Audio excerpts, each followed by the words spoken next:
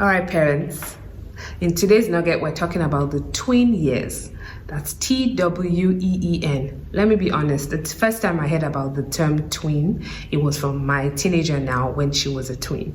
And for the tween years, that's between 10 and 12. So it's the years just before they become teenagers. But that in itself is a whole term now, because in those tween years, they're not quite teenagers. They're behaving like teenagers already.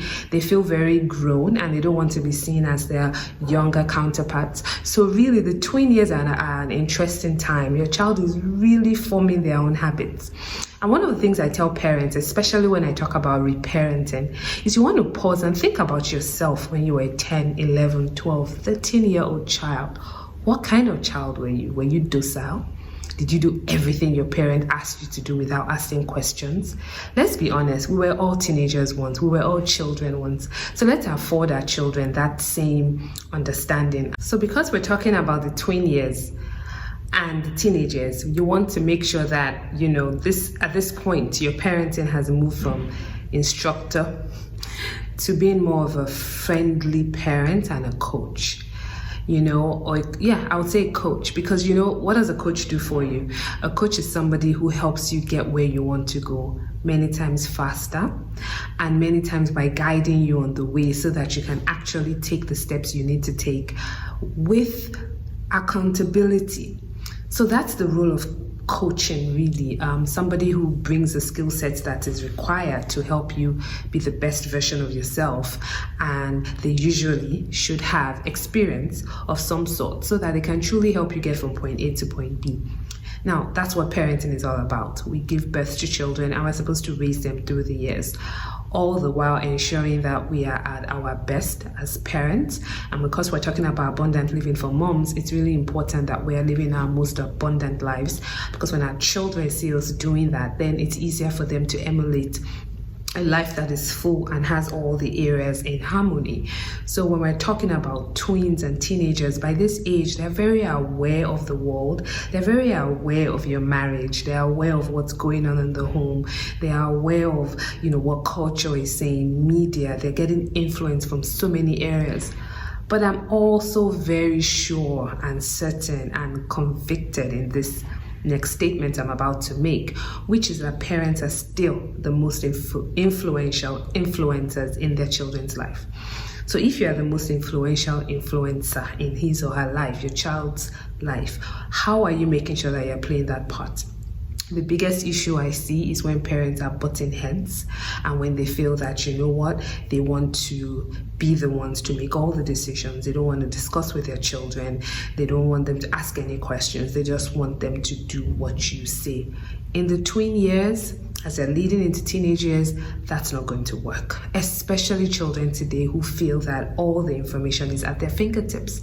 So children actually do not need you any longer to be the sole source of knowledge.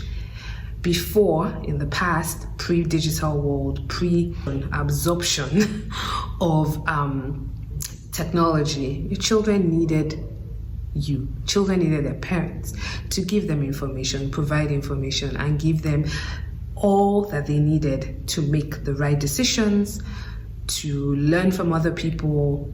It wasn't so easy as it is now to get an alternative view on anything in the world. All you need to do is go online and there's somebody that's going to give you the information that you want. So let me say that again. Now, whatever your child wants to hear, there's somebody out there who's willing to give them that information, and it has nothing to do with you. So these are the years for you to start building your muscle as a coach, as a friendly parent. You're not a friend, you're a parent, but I think it's important that your parenting becomes friendly.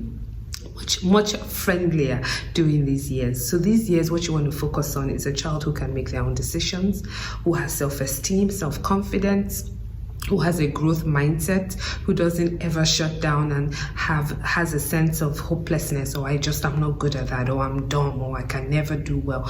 When you're picking up those kind of messages or tones from your child, you want to very quickly work on that. Because if a child goes down that spiral of, I'm not good enough, I can never do this, everybody else is smarter than me, everybody else is having more fun than me. When a child starts to have those thoughts consistently, they're wiring their brain to to say that they are not good enough.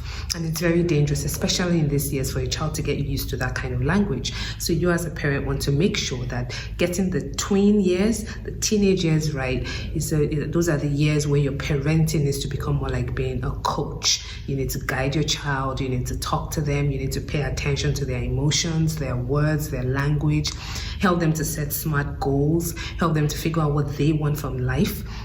And of course, at 10, 11, 12, what do they know about life in totality? But you can help to start guiding them in the right direction, having the right conversations with them, helping them see positive role models so that they know that anything they want to do, they can. However, they need to put in the work and they need to be able to realize that they have a part to play. So we have to be very careful, especially at this stage and this age group from 10 up, to the teenagers, that they don't feel that it's a microwave lifestyle.